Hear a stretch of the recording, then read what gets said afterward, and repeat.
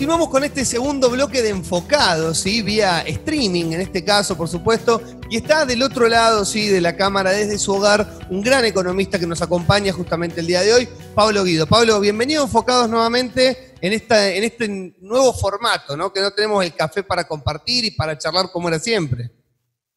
¿Qué tal, Nico? ¿Cómo estás? Muchas gracias por, digamos, este espacio. Y bueno, sí, nuevo formato, pero esperemos que pronto nos podamos ver, tocar y estar Estar por juntos, medio, ¿no? compartir algo, sí. Viste que el argentino extraña esto de compartir, de juntarse en un lugar común, y algo que también va a extrañar mucho el argentino va a ser la economía, ¿no? Porque, a ver, estamos cumpliendo los 40 días de cuarentena, cumplimos completamente la cuarentena ya, se extendió nuevamente hasta el 10 de mayo. Ahora, bueno, ¿cómo está la economía?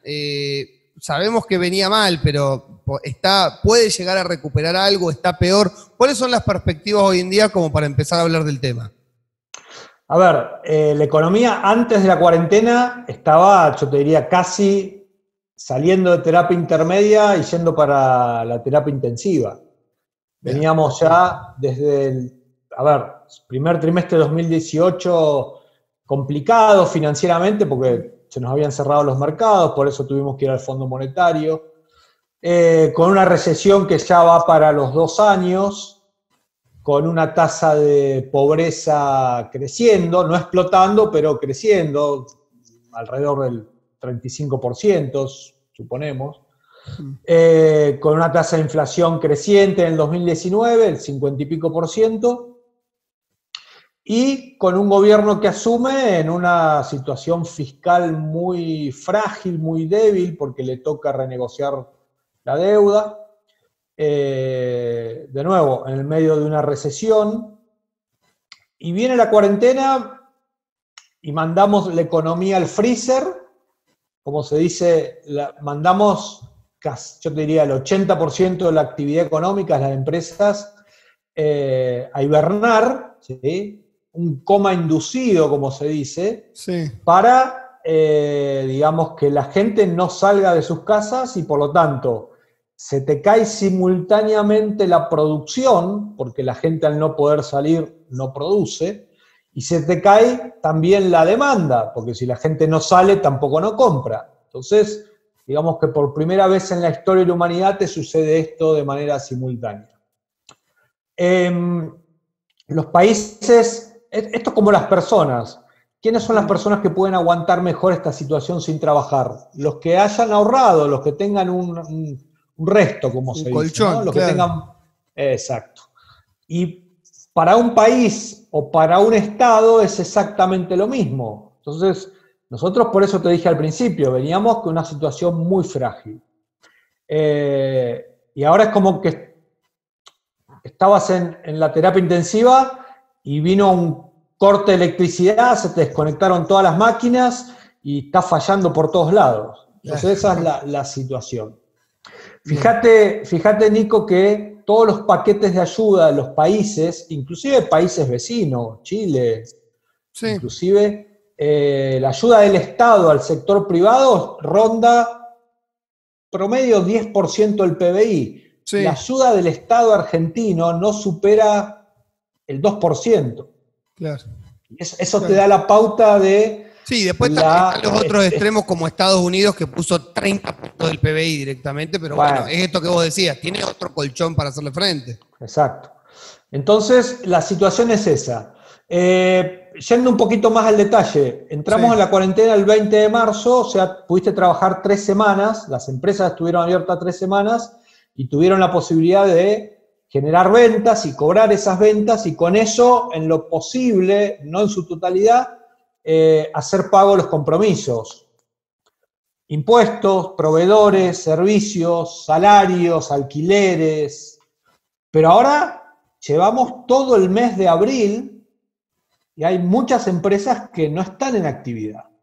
Obviamente que hay más empresas en actividad hoy que en la primera semana de la cuarentena, porque como vos sabés se ha ido flexibilizando de a poquito, pero todavía estamos con un nivel de producción. Y también Te consulto desde los comentarios. También hay una especie de trampa en esta flexibilización, porque digo, hablando con locales, por ejemplo, gastronómicos, conocidos por mi actividad y demás, que me dicen, sí, yo ahora puedo abrir un delivery. Pasa que con el delivery facturo el 5% de lo que facturo todo el mes. Entonces, digamos, sigue siendo una pérdida. Bueno, en vez del 100 pierde el 95, pero, digamos, tampoco esta flexibilización paulatina permite acomodarse a todas las empresas, ¿no? A ver, las actividades de los rubros que están funcionando es alimentos, medicamentos y artículos de higiene y limpieza y nada más. Para de contar. Y esos no están funcionando a full porque la gente no sale.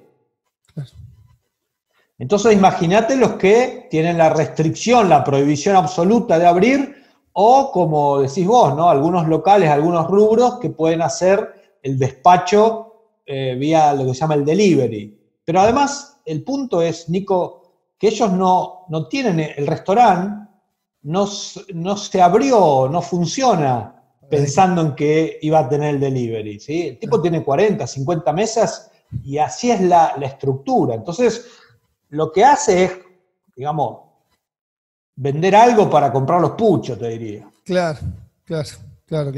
Entonces, como te decía, tenemos todo el mes de abril, con lo cual, ahora para pagar los compromisos de este mes, que se van a pagar en los primeros días de mayo, va a haber muchos problemas. Y eso se está reflejando, Nico, porque eso sí los gobiernos, te diría que lo siguen minuto a minuto, es la recaudación que van teniendo. Claro.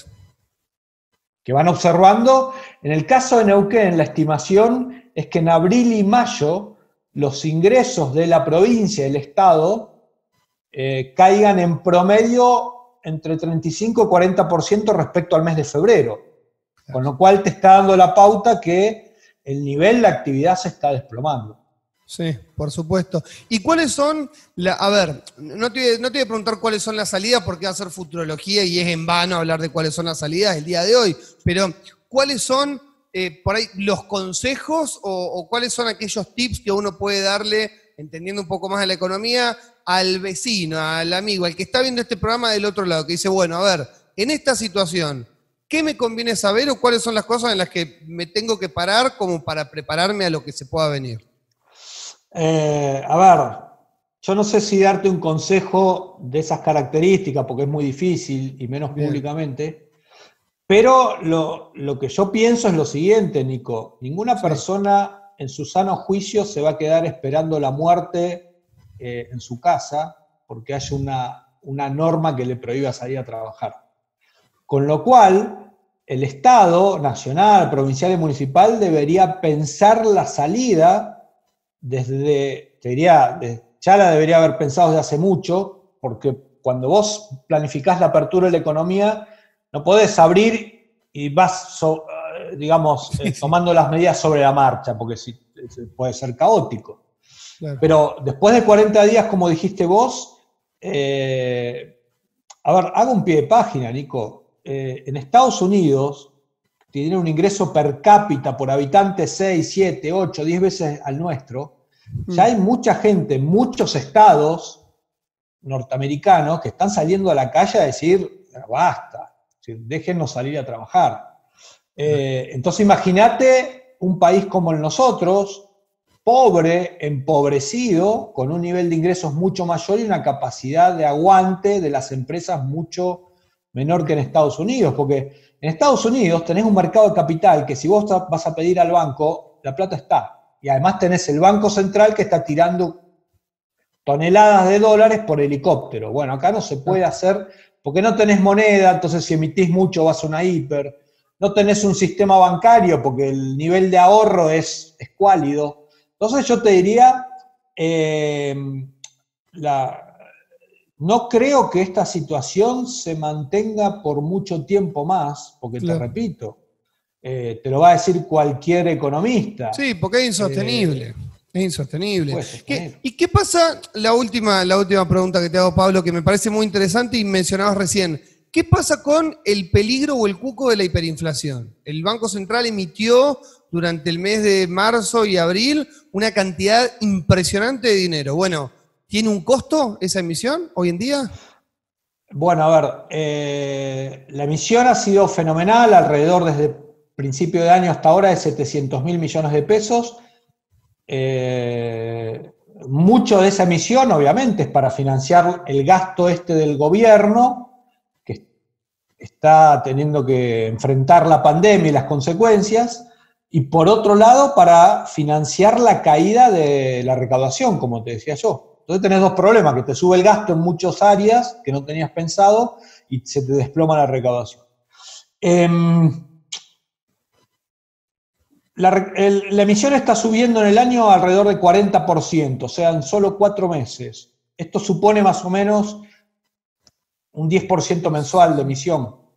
Para que eso no se te vaya a precios, tu producción o tu demanda de dinero, es decir, demanda de dinero en términos de atesoramiento, es decir, si alguien te tira el billete por el helicóptero, para que vos no lo uses para ir a comprar cosas, lo tenés que guardar en el colchón, ¿sí? ¿Qué es lo que me imagino?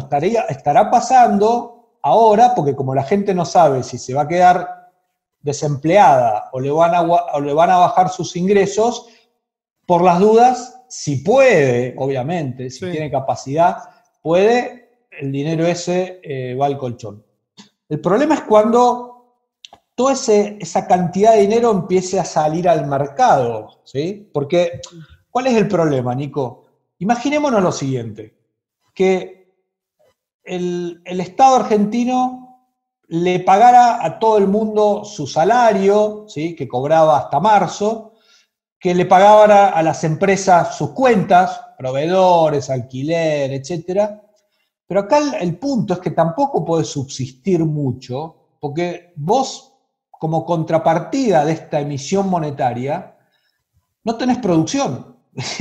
Podés llegar a tener más billetes, pero fíjate lo que está pasando. Voy a poner un ejemplo que no es políticamente correcto, pero como están cerradas las fábricas de cigarrillos, el stock de cigarrillos ha ido disminuyendo y los fumadores tienen, en algún momento próximo, en los próximos días, por más dinero que tengan en los bolsillos, no van a poder comprar. Entonces eso pasa en todos los niveles, en todos los sectores, en todos los rubros.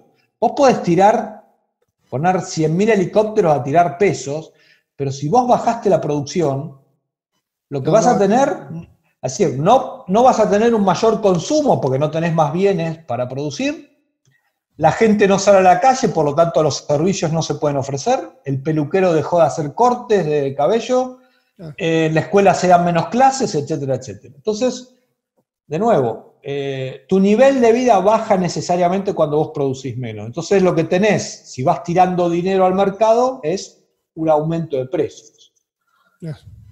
Entonces, por eso muchos analistas económicos están diciendo, ok, esta emisión monetaria es temporaria, porque guarda cuando esto se empieza a normalizar, que todo ese dinero la gente empiece a salir de las casas y a gastar ese dinero, porque eso va a generar una presión sobre los precios de los bienes y servicios y sobre las alternativas del peso, que para los argentinos es el dólar. Siempre fue el dólar, exactamente. Pablo, muchísimas gracias por esta comunicación y bueno, por ayudarnos a entender un poquito cómo viene el panorama aquí en la República Argentina. Bueno, Nico, un abrazo para vos y esperemos que nos podamos ver pronto. Ojalá que sí, muchísimas gracias. Dialogábamos con Pablo Guido, cerrando aquí el programa de hoy justamente en todo lo que tiene que ver con la parte económica. Nosotros nos despedimos, te vemos nuevamente el miércoles que viene, 22:30 horas acá por Enfoque.